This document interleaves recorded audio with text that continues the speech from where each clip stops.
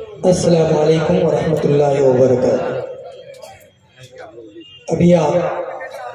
فضیلت الشیخ حضرت مولانا اشفاق احمد مدنی حفظہ اللہ سے مدلل قرآن و حدیث پر مبنی کلام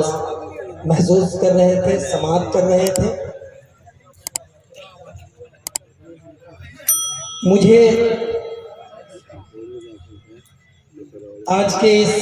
مہاوشال سمیلن میں بحیثیت ناظم جلسہ دوسری نشست کی ذمہ داری دی گئی ہے۔ سب سے پہلے چونکہ علماء کرام کی ایک بڑی تعداد ہے اور ہم لوگ سبھی کو سنیں گے انشاءاللہ، میں یہاں آ کر بے حد یہاں کے اراکین کا ممنون و مشہور ہوں، بالخصوص جناب ماسٹر سہراب علی صاحب کا، جن کی محنت اور قد و کاوش کا شاید یہ ثمرہ ہے کہ آج جے نگر کی سرزمین پر اتنا بڑا عظیم الشان کانفرنس کا انعقاد ہوا۔ ان کے ساتھ ان کی پوری ٹیم کو میں تہہ دل سے مبارکباد پیش کرتا ہوں شاعر کے شعر کے ساتھ کہ منزل سے آگے بڑھ کر منزل تلاش کر، منزل سے آگے بڑھ کر منزل تلاش کر، مل جائے تجھ کو دریا وہ سمندر تلاش کر۔ اور یہ شعر کہ ہر شیشہ ٹوٹ جاتا ہے پتھر کی چوٹ سے، ہر شیشہ ٹوٹ جاتا ہے پتھر کی چوٹ سے، پتھر ہی ٹوٹ جائے وہ شیشہ تلاش کر۔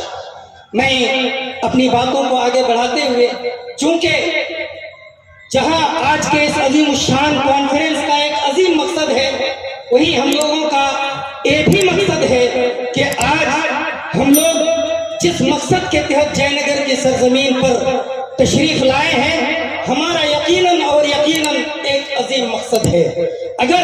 اللہ رب العزت ہماری مقصد کو قبول فرما لے تو یقین مانیے کہ آج کی رات اور ہماری یہ شبیداری اللہ کی بارگاہ میں قبول ہو جائے گی۔ میرے معزز بزرگوں اور دوستوں، چونکہ میں 2-4 منٹ کا وقت لوں گا، میں بحیثیت ناظم جلسہ الامر فوق الادب کے تحت ہماری بھی ایک ذمہ داری ہوتی ہے کہ میں کچھ باتیں آپ کے سامنے پیش کروں۔ میرے معزز سامعین، ابھی میں راستے سے آ رہا تھا، بڑے ہی افسوس کے ساتھ کہنا پڑ رہا ہے کہ اتنا بڑا مہاوشال سمیلن جے نگر کی سرزمین پہ سجایا گیا ہے اور آپ لوگوں کے لیے علماء کرام کی ایک ہندوستان کی بڑی ٹیم کو جے نگر کی سرزمین پہ اتارا گیا ہے، اور یہ کہنے پہ کوئی مبالغہ نہیں ہوگا کہ ہندوستان کی سرزمین کے مائے ناز خطیب شہنشاہ خطابت فضیلت الشیخ حضرت مولانا جرجس چترویدی، وہ بھی آپ کے بیچ کچھ ہی چھنوں میں، کچھ ہی دیر میں تشریف فرما ہوں گے۔ آپ ان کی تقریر سے اپنے قلوب و اذہان کو منور کریں گے، لیکن ایک بات جو مجھے عرض کرنی ہے میرے بھائی، آپ تمام لوگوں سے میری ایک بار پرزور اپیل ہوگی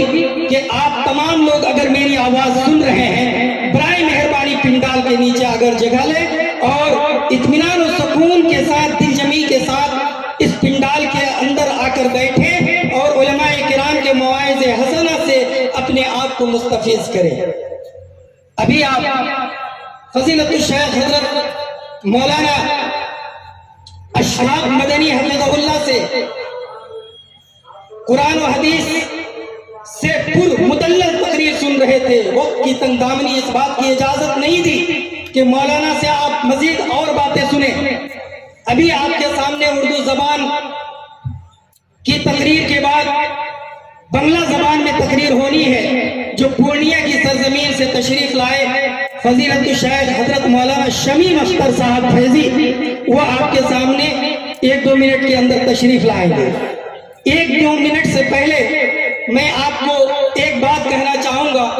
अंग्रेज मौर्रिख का एक कोटेशन है, lives of great men all remind us we can make our life sublime, departing leaves behind us footprints on the sounds of time।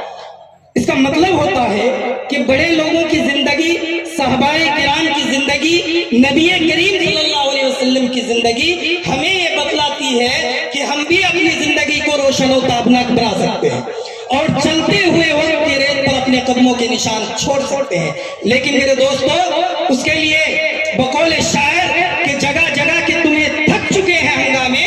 जगह जगह के तुम्हें थक चुके हैं हंगामे, निशाते लज्जते शादे गिरा बदल डालो, गलत रवि से मनाजिल का बोध होता है, मुसाफिरों उठो रवि से कारवां बदल डालो। आज जयनगर की सरजमीन पे एक अजीम शान कॉन्फ्रेंस और एक अजीम इरादा के यहाँ की नौजवान कमेटी ने ईदगाह की शायद घेराबंदी जी, एक्सटेंशन, जमीन की खरीदारी, और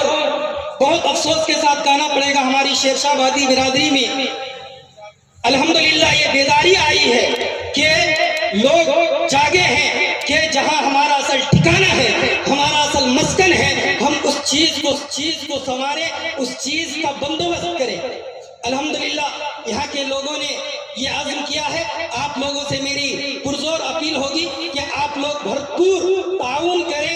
जो हमारा असल मकसद है या हमारा जो ठिकाना है, जहाँ पे हमें जाकर कयाम करना है, उस चीज का बंदोबस्त जरूर करें। मैं चूंकि बीच बीच में कुछ बोलने का मौका मिलेगा मैं जरूर बोलूंगा। मैं बिला ताखीर फजीलत शेख हजरत मौलाना शमीम अख्तर साहब फैजी को शायर के शेर के साथ मैं हवाले करने जा रहा हूँ कि इनकी तकरीर में दरिया की रवानी देखी, इनकी तकरीर में दरिया की रवानी देखी, गुंचाओ गुल की रंगीन जवानी देखी, तेरे अल्फाज के नगमों के तकद्दुस की कसम,